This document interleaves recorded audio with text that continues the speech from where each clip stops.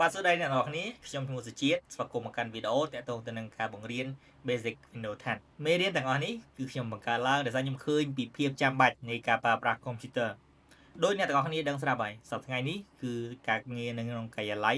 គឺត្រូវការយ៉ាងចាំបាច់ពីចំណេះដឹងតាក់ទងទៅនឹងកុំព្យូទ័រមិនថាស្ថាប័នរដ្ឋឯកជនគ្រឹះស្ថានសិក្សាសាលារៀនឬក៏ការប្រើប្រាស់កុំព្យូទ័រខ្លួនឯងនៅឯផ្ទះក៏ដោយហើយ Windows 10នេះជាក់ស្ដែងគឺកំពុងតែមានភាពពេញនិយមខ្លាំងមែនទែនសម្រាប់ការប្រើប្រាស់ហើយបើសិនជាកុំព្យូទ័រដែលអ្នកទាំងអស់គ្នាបានទិញហើយគឺមានភ្ជាប់មកជាមួយនឹង Windows 11ស្រាប់ក៏អីដែរពីព្រោះ Windows 10 និង Windows 11ឬក៏ Windows 11ហ្នឹងគឺមានមូលដ្ឋានគ្រឹះនៃការប្រើប្រាស់ស្រដៀងគ្នាមែនទែនដូច្នេះវីដេអូទាំងអស់នេះនឹងជួយឲ្យអ្នកទាំងអស់គ្នាប្រើប្រាស់កុំព្យូទ័រឲ្យមានប្រសិទ្ធភាពខ្ញុំគិតថាអ្នកទាំងអស់គ្នាប្រហែលជាទើបតែទិញកុំព្យូទ័រកំពុងតែចង់រៀនកុំព្យូទ័រឬក៏អ្នកទាំងអស់គ្នាប្រើកុំព្យូទ័ររាល់ថ្ងៃហើយប៉ុន្តែអ្នកទាំងអស់គ្នាចង់ប្រើកុំព្យូទ័រឲ្យមានប្រសិទ្ធភាព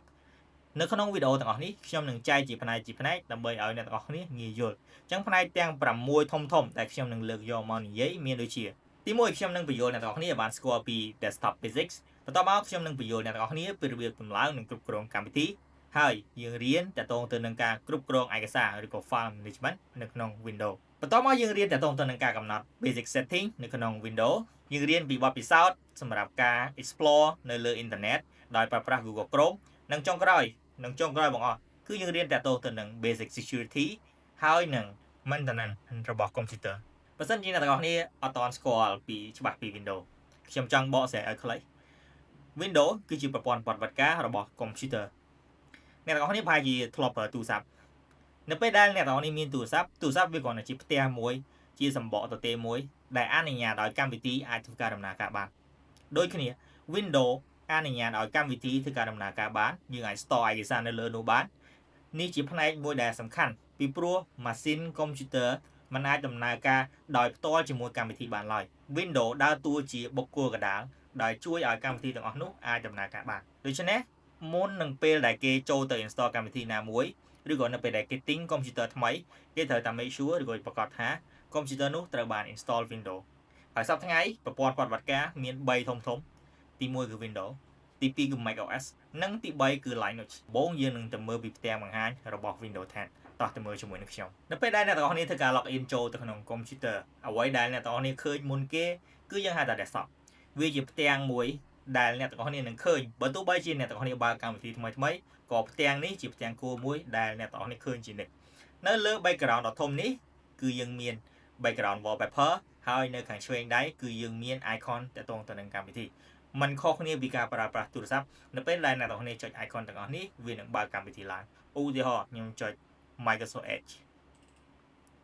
នោះកម្មវិធី Microsoft Edge នឹងធ្វើការបើកឡើងហើយនេះគឺជាផ្ទាំងកម្មវិធីអញ្ចឹងផ្ទាំងកម្មវិធីយើងអាចបើកបាន3របៀប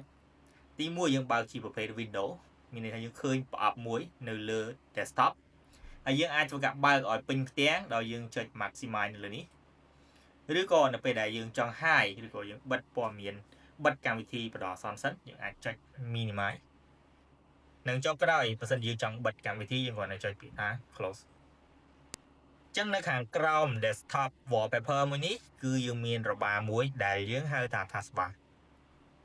នៅលើ taskbar យើងមាន start menu ជាកន្លែងដែលបង្ហាញអំពីព័ត៌មានទាក់ទងនឹងទី1គឺជា list ឬក៏តារាងរបស់កម្មវិធីបន្ទាប់មកយើងមាន command application ឬក៏ជាកម្មវិធីដែលអ្នកទាំងគ្នាតែងតែចូលចិត្តប្រើជាប្រចាំឧទាហរណ៍នៅក្នុងនេះខ្ញុំតែងតែប្រើ OBS ខ្ញុំតែងតែប្រើ Google Chrome អញ្ចឹងខ្ញុំអាចទាញកម្មវិធីពីក្នុង list ទាំងអស់នេះយកមកដាក់នៅលើនេះបានដោយគ្រាន់តែ select ទៅលើកម្មវិធីរួចចុចពាក្យថា pin to start នោះកម្មវិធីនឹងលេចឡើងត្រឡប់មកកាន់ list នៃ application ឬក៏កម្មវិធីរបស់យើងវិញនៅក្នុងនេះគឺជាកន្លែងដែលផ្ទុកទៅដោយកម្មវិធីទាំងអស់ដែលអ្នកទាំងអស់គ្នាបាន install ឬក៏កម្មវិធីដែល Microsoft install មករួចជាស្រេចនៅពេលដែលយើងតម្លើង Windows ក្រៅពីនេះនៅពេលដែលយើងធ្វើការស្វែងរក application ឬក៏ស្វែងរកតាក់ទងទៅនឹងកម្មវិធីអ្នកទាំងអស់គ្នាអាច scroll down ទៅតាមឈ្មោះបានដោយសារតែវា list down ឬក៏វាតម្រៀបទៅតាមតួអក្សរនៃភាសាអង់គ្លេសពី A ដល់ Z ហើយបើសិនជាអ្នកទាំងអស់គ្នាពិបាកក្នុងការស្វែងរកអ្នកទាំងអស់គ្នាក៏អាចចុចទៅលើអក្សរនេះបានបន្ទាប់មកវានឹង load ចេញជា alphabet ឬក៏អក្សរក្រោមរបស់ភាសាអង់គ្លេសអ្នកទាំងអស់គ្នាអាចចុចនៅលើអក្សរនេះបានដើម្បីស្វែងរកកម្មវិធី មួយវិញទៀតគឺយើងអាចធ្វើការចុចលើ start screen បន្ទាប់មកខ្ញុំវាយឈ្មោះ application តែម្ដងចឹងវានឹង pop up ឡើងនៅខាងលើនៅក្នុងផ្ទាំង search នេះខ្ញុំមិនត្រឹមតែអាច search តាក់ទងទៅនឹងកម្មវិធីបានទេខ្ញុំអាច search របស់ជាច្រើនទៀតឧទាហរណ៍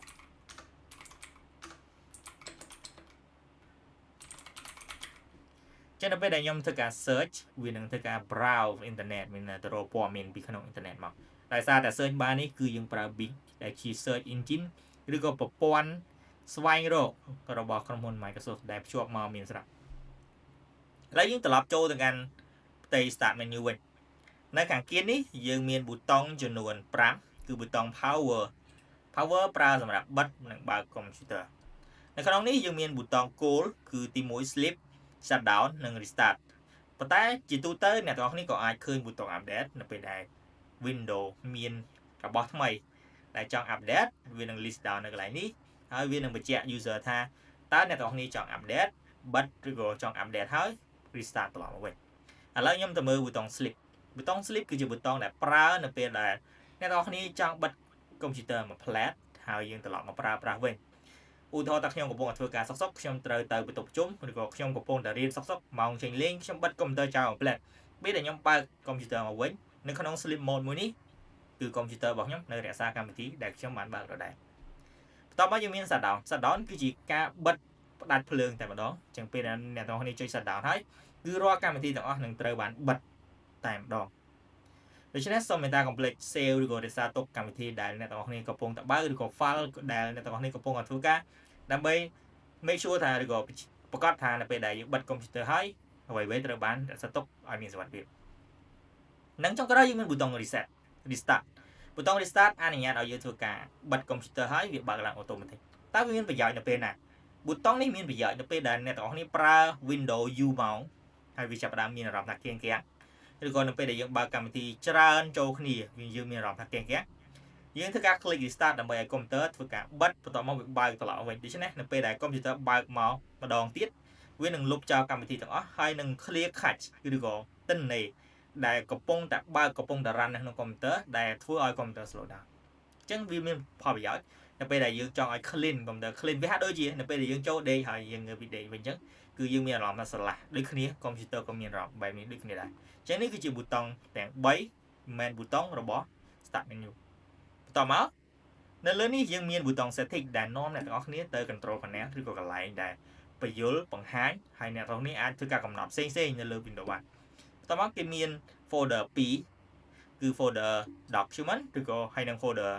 picture ដែលជាកន្លែងមួយដូចដែលខ្ញុំបានឧទាហរណ៍ខាងលើអញ្ចឹងគឺយើងប្រើសម្រាប់រក្សាទុកទិន្នន័យនិងចុងក្រោយគឺសជាតិនេះគឺជាកន្លែង account អញ្ចឹងអ្នកទាំងអស់គ្នាអាចធ្វើការកំណត់ទាក់ទងទៅនឹង account របស់អ្នកទាំងអស់គ្នាបាននៅលើ Windows 10 account គឺយើងប្រើ local account មានន័យថាខ្ញុំអាចបង្កើត account នៅលើនេះបានដាក់ឈ្មោះដាក់ password បានប៉ុន្តែនៅពេលដែលអ្នកទាំងអស់គ្នាប្រើ Windows 11ក្រុមហ៊ុន Microsoft តម្រូវយើងធ្វើការ login ចូលទៅក្នុង Windows ហ្នឹងតាមរយៈ Microsoft account ចឹងនេះគឺជាភាពខុសគ្នាបន្តិចបើសិនជាអ្នកទាំងអស់គ្នាកំពុងប្រើ Windows 10 at least យ៉ាងហោចណាស់ក៏អ្នកទាំងអស់គ្នានៅអាចប្រើ local account មានន័យថាអត់ចាំបាច់មាន Microsoft account ដើម្បីចូលទៅប្រើ computer ទេបន្តមកយើងមាន search bar ដែលខ្ញុំបានបញ្យល់អ្នកទាំងអស់គ្នាអំបញ្ញមិញគឺអាចប្រើទាំងការ search application ក៏បានឬក៏យើងចង់ប្រើវាដើម្បី search តាក់ទងទៅនឹងព័ត៌មានក៏បានដែរបន្តមកយើងមាន icon នៅក្នុង Windows មានរបៀប3ដែលអ្នកទាំងអស់គ្នាអាចធ្វើការស្វែងរក icon កម្មវិធីទី1អ្នកទាំងអស់គ្នាអាចស្វែងរកនៅក្នុង start menu តែនៅក្នុងនេះមានកម្មវិធីទាំងអស់ដែលអ្នកទាំងអស់គ្នាបាន install ទី2អ្នកទាំងអស់គ្នាអាចធ្វើការ pin កម្មវិធីទាំងអស់នេះមកនៅលើ desktop background ដោយដែលអ្នកទាំងអស់គ្នាបានឃើញនិងមធ្យោបាយទី3អ្នកទាំងអស់គ្នាក៏អាច pin icon ទាំងអស់នេះមកនៅលើ taskbar ដើម្បីឲ្យអ្នកទាំងអស់គ្នាងាយស្រួលស្វែងរកក្នុងឧទាហរណ៍នេះយើងមានកម្មវិធីមួយចំនួនដែលខ្ញុំបានបើកហើយឥឡូវខ្ញុំនឹងធ្វើការ pin នៅកម្មវិធីបន្ថែមទៀតនៅលើនេះឧទាហរណ៍ខ្ញុំចង់ pin groove music ខ្ញុំចុចកន្លែង click មកខ្ញុំចុច more pin to taskbar ចឹងនៅពេលដែល pin អ្នកទាំងអស់គ្នានឹងឃើញ icon នេះនៅលើ taskbar អត្ថប្រយោជន៍គឺនៅពេលដែលឧទាហរណ៍ថាខ្ញុំប្រើប្រាស់កម្មវិធីនេះណាមួយជាប្រចាំខ្ញុំអាចធ្វើការដាក់វានៅកន្លែងនេះបានចឹងនៅពេលដែលខ្ញុំចុចកម្មវិធីនឹងធ្វើការបើកឡើងនៅលើនេះវាមិនត្រឹមតែងាយស្រួលឲ្យអ្នកទាំងអស់គ្នាធ្វើការចូលទៅកាន់កម្មវិធីដែលប្រើជាប្រចាំទេ អ្នកទាំងអស់គ្នាគឺងាយស្រួលមែនតើក្នុងការមើលថាតើឥឡូវហ្នឹងអ្នកទាំងអស់គ្នាកំពុងតែបើកកម្មវិធីអីខ្លះនៅក្នុង example នេះគឺខ្ញុំបានបើក3កម្មវិធីនៅក្នុង Windows ហើយនេះបាទខ្ញុំដឹងថាមាន3កម្មវិធីដោយសារតែនៅពេលដែលយើងបើកកម្មវិធីនៅខាងក្រោម icon ហ្នឹងគឺមានបន្ទាត់ពណ៌លឿងឬក៏ពណ៌ណាមួយវាអាស្រ័យទៅលើ color theme ដែលខ្ញុំជ្រើសរើសគឺប្រភេទគេហៅថាពណ៌ដែលខ្ញុំ set កុំព្យូទ័រខ្ញុំកំណត់កុំព្យូទ័រខ្ញុំឲ្យចេញនៅក្នុង Windows មួយនេះខ្ញុំបានកំណត់ឲ្យចេញពណ៌លឿងមានន័យថាពណ៌សលាយលឿង